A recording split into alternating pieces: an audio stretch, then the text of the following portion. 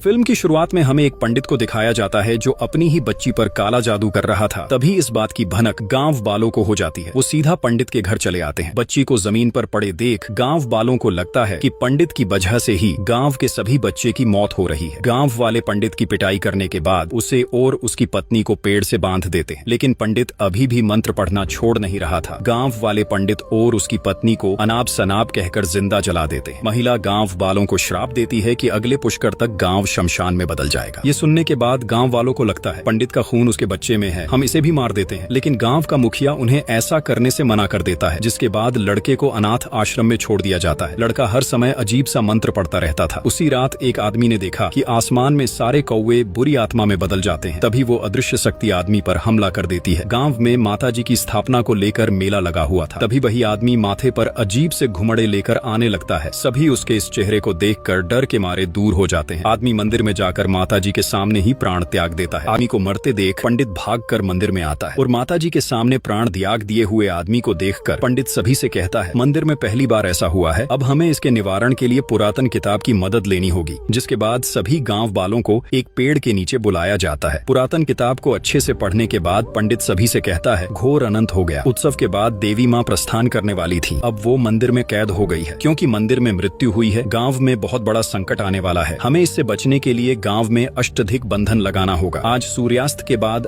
8 दिनों तक ये मंदिर और ये गांव बंद रहेगा। गांव के लोगों को बाहर जाना मना होगा। जो बाहर से आया है वो सूर्यास्त से पहले गांव छोड़कर चले जाए। जिसके बाद गांव के सभी लोग 8 दिनों का राशन पानी खरीद लेते हैं। अष्टधिक बंधन लगने के बाद रात के समय घर से कोई बाहर नहीं निकल सकता है। तभी हमें एक लड़की को दिखाया जाता है जो अपने प्रेमी से भागकर शादी करने के चक्कर में गांव के नियम को भंग कर देती है और लड़की गांव से बाहर जाने का प्लान कर ही रहे थे। तभी ट्रेन आदमी को ठोक देती है। लड़की इस खौफनाक दृश्य को देखकर घबरा जाती है। गांव में लड़की के कदम रखते ही सारी जली हुई मसाले बुझ जाती हैं। लड़की अपने मुंह को मधुमक्खी के छत्ते में डालकर प्राण त्याग देती है। तभी रात के समय जंगल में से औरत को किसी की रोने की आवाज सुनाई देती है। औरत उसके पास जाती है तो आदमी हंसुआ से कुछ कर रहा था। औरत उसका नाम लेकर रोने की वजह पूछती है। तभी वो अपनी गर्दन काट लेता है। आदमी को मरते हुए देख औरत जोरों से चिल्लाती है। तभी गाँव वाले भी आ जाते हैं। उस सदमे से औरत होश में नहीं थी। तभी वो अपने कान में सुए को डालकर आत्महत्या कर लेती है। गाँव को श्राप लग गया था, कोई भी किसी को मरते देखेगा तो वो भी मारा जाएगा। गांव में सभी एक एक करके मारे जा रहे थे। गांव वाले पुजारी से मौत होने की वजह पूछते हैं। तभी पुजारी बताता है, सब गांव को श्राप था, कोई भी किसी को मरते हुए देखेगा तो वो भी मारा जाएगा। गांव वाले पुजारी से मौत होने की वजह पूछते हैं। पुजारी बताता है, या तो इसने दर्द के वजह से आत्महत्या की है या तो किसी ने गांव के अष्टधिक बंधन को तोड़ा है। ये सुनकर सभी घबरा जाते हैं। तभी पुजारी गांव वालों से पूछता है, क्या किसी ने नियम को तोड़ा है? सभी गांव वाले ना कहते हैं। तभी गांव का दुष्ट अभय पुजारी को अनाप शनाप बोलने लगता है, लेकिन पुजारी उसकी बातों को बुरा नहीं लगाता है और गांव के सरपंच से कहता है, इस गांव से कोई भी बाहर नहीं निकल सकता। गांव का सरपंच अपने साथी से गांव के हर घर जाकर चेक करने को कहता है। कोई गांव से बाहर तो नहीं गया? सभी के घर जाकर चेक किया जाता है। एक घर ऐसा था जो गांव वालों से झूठ कहते हैं कि उनकी लड़की घर पर ही है। जरा सा आदमी की लड़की ने ही गांव के अष्टधिक बंधन को तोड़ा था। लड़की के भागने की बदनामी से वो लोग गांव वाले से ये बात छुपा रहे थे। महिला के क्रियाकर्म करते समय उसके भाई को उसके चेहरे पर अजीब से घाव को देखकर कुछ याद आता है। तभी एक कोये को मरते देख अघोरी समझ जाता है कि मंदिर में मौत होने की वजह से ये सब हो रहा है। अघोरी गांव वालों से कहता है, सब्सक्राइब करें अगले पार्ट के लिए।